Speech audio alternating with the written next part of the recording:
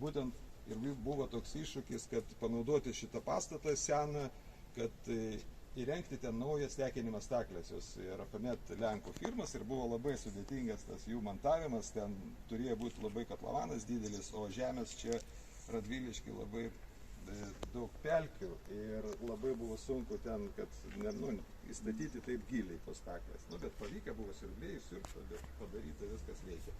Jeigu turit klausimų, galite iš karto klausti ir po truputėlį tada mes taip ir einam toliau. Jeigu ne, 1960 metais jis buvo padarytas, jis buvo veikiantis, dabar čia grinai įtrauktas į Lietuvos Respublikos paveldą tas bokštas ir jisai nefunkcionalus, bet kaip sutvarkytas, akmenukai iš jo nekrintas, stogas uždengtas, ir taip vaizdą jisai negadina kol kas. O tai stotis nėra paveldo objektas? Aš tai stotis kažkaip nelabai žinau, gal ir yra, galbūt. Jeigu šito Turbūt, kad yra. Ai, visos komplektas. Aš tik tai žinau, kad tas tai bokštas atskirai įtrauktas, tai aš labai drąsiai sakiau. Lietuvos ne tik geležinkelė, bet ir Lietuvos Respublikos kūrima istorija. Aš taip vadinu, todėl kad šitoj vietoj ir kitose vietose čia bus elektrifikacijos stulpai. Ir tada, kai pradės važiuoti elektriniai traukiniai, kurie pagal grafiką turėtų sujungti dabar jau Kaišiadorį su Klaipėda, kadangi Kaišiadorių yra elektrifikacija, tai čia būtent bus važiuos traukiniai naudojant ne dizeliną, o elektrą labai tvari ir žalias, kaip sakant, žalia energija. Tai ir čia tokius akmenukus jie ten iš gilumos traukia, kurie ten, nežinau, kiek metų tarp. Tai čia aš sakau, toks įdomus laikotarpis pamatyti, kaip pradės tas... Jo, čia bus tokios, kaip fermas tokios stovės ir po jais bus pratėm... Kada jau pirmas bus? Pagal planą, aš nenoriu tokių būti pranašų, bet 26-27, kad jau turėtų. Kiek planuojate? O daro jie tai ne taip, jie daro kažkaip įdomiai, nebūtinai, kad nuosekliai eina ten Kaišiadorių, tai pavyzdžiui, Rožas, ten koks nors ten Kolupėnai, Kretinga, jis praktiškai beveik jau padarytas su laidais, o didžiosios stotis palieka ant galą, kadangi čia daugiau komunikacijų, ir sunkiau padaryti. Tai va, tai čia jūs praėjot pro istoriją.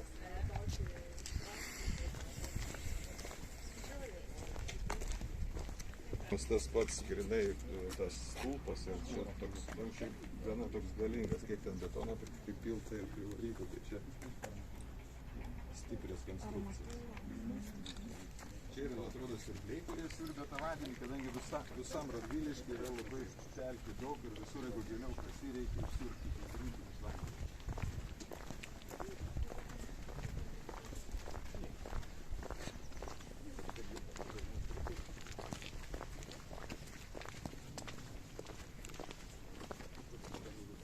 Jums klausimas, kas čia va? Gaubo batai. Kaip? Martyno Gaubo batai. Su kuo asocijuojasi, kaip jūs galvojat, kodėl būtent tai padarė ir kaip kas sugalvojama, kodėl būtent toks saliukas?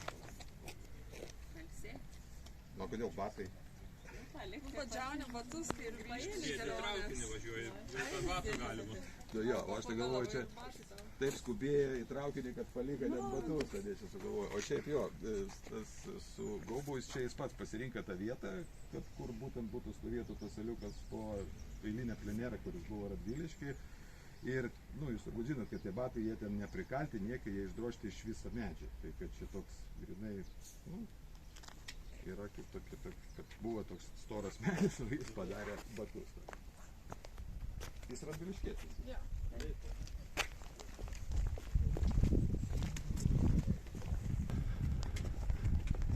Mes truputėlį anksčiau gal ateiname, jeigu gali ten plovyti.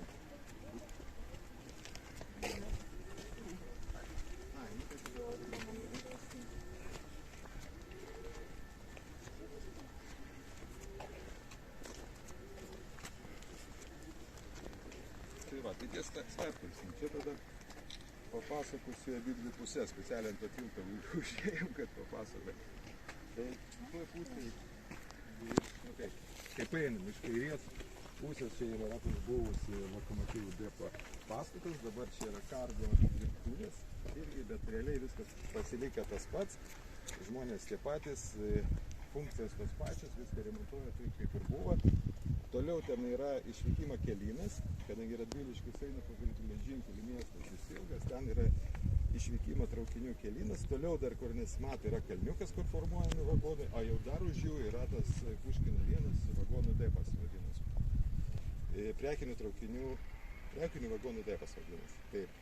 Į tą pusę čia yra dar depo teritorija. Čia būtinis patalpas, kur šaltkalvių darbuotojai persirengia, yra dušo patalpas. Ten, kur matot, užeisim plovykla riedmenų. Geltoni bosai, tokie mažiukai, prie jų irgi prieisim. Čia yra smėlio užpildymą. Reikia, pasakiau, norėjau paklausti. Nu gerai, bet po to galvokit, kam reikalingas smėlis. Po to paklausiu vis tiek. Tai ten smėlinės, ten toliau yra smulkios remonto techninės priežiūros atlikimo cechas ir tas, kur kaminas, tai ten yra toks administracinis pastatas, kur ten bazuojasi visi mašinistai. Tai jie ten grinai persirengia, jie iš ten išvyksta į darbą, jie grįžta tenai, tai ten yra toks. Nu, ar ten kairiau irgi praeisim, bus kūro bazė, kur irgi užeisim, Kestas irgi papasakos apie tą kūro bazę. Dabar žiūrėkit, siūlau dėl ataskaitos, jeigu jums nesunku, jūs galite testuoti, aš padaryčiau vieną nuotrauką, jeigu jūs... Ir ten padaryti bėgiai, reiškia, įvažiuojant vieni bėgiai, o nuo kalniuką, nu to vadinami ten grinai, kokias atšakas eina 10 bėgių. Ir tada per tą kalniuką grinai vagonus stumia, vienas lokomotyvas stumia vagonus, darbuotojas ten atkabina tas autosankabas ir tvarkdaris, kuris ten reguliuoja tas, į kokį kelią reikia. Ir vyksta formavimas, kad taupyti laiką ir nereikėtų ten stumdyti nuo vieną kelią į kitą, jos grinai paleidžia ir apačio dar yra tokios gaudyklės pneumatinės, kur ten irgi žmogus važiuojant vagonais, žinom, mato greitis, tada paspaudžia, jie suspaudžia ratus, pristabdo kažkiek, vėl atleidžia ir jie tada sumažina greičiu, nuvažiuoja į apačią ir ten susikabina su tais keliais, kur ten reikia. Žviegia ratai tie visi. Jo, jie cypia ten, jo. Cypia, jie jungiasi vien su kitu, būna didelis aukštas ir tas visas rajonas dreba ten. Tai jūs viską žinot, mes ten gyvenam. Bet šiauliečiai nežinoja. O sakykite, apie oro paštą pasakosit ant žemės ar ore? Aš galėčiau ir čia papasakot, bet gal priminkit grįžtant. Todėl, kad apačiojas tas praėjo oro paštas, jis dabar neveikia, bet jis yra toksai. Buvo Jis yra. Vamzdis yra, jo, yra. Ir oro paštas. Ne, plaukit teritorijose dėl riedmenų. O irgi čia taip nesenai įsikūrė, bet jie turi kameras per visą Lietuvą ir jeigu ten mašinistai turi... Tikrai, leisime vidų. Jeigu norit, galime nukrauti. Čia palia pasirinkimas. Ką tik sakiau. Surprizas. Paaiškinsiu, kas čia yra. Taip pat kaip yra, kiekviena turi automatinę plovyklą įvažiuojantis riedmuo. Čia dabar buvo užmetimas, yra dvi arkos. Yra viena arka su chemija, antra arka su vandeniu. Tai yra arba šiltas vanduo, arba šaltas, palei sezoną. Šiltas vanduo riedmenį turėtų atšildyti, šaltas atvėsinti. Kad užmetus chemiją, ne taip stipriai nugaruotų chemiją ir kai chemija nugaruoja, moteris tikrai žino, gaunasi baltas plėlis. Galite užeiti. Tai jau nebus taip daugiau, ne? Jūs užeikite, aš neįsiu. Man galiu pirmas eiti. Tai gali būti pirmas variantas.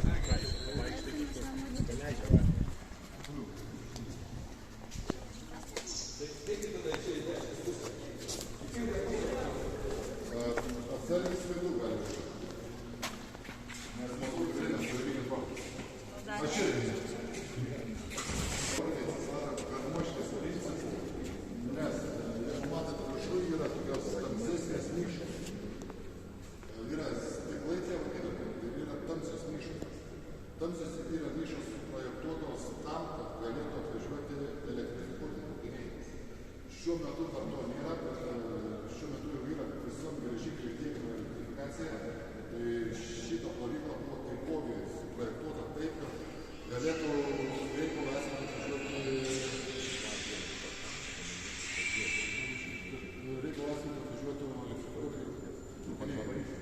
tos nišos yra tam, kad būtų kabeliai, visi važiuotų ir galėtų įplaukti. Portalas yra analogiškas kaip kiekvienoje automobilių plovyklai, tik tiek, kad truputį gabaritai didesni, sėrėdami didesni automobiliai.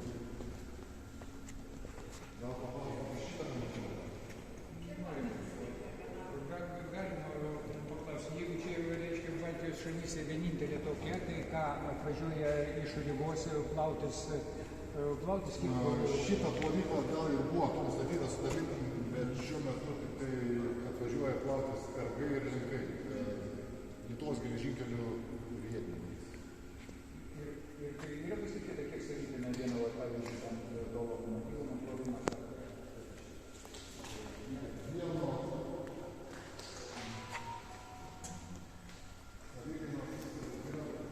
Vienur yra plaunamas 3 lygis. Yra mažai užterštas, vidutiniškai ir stipriai.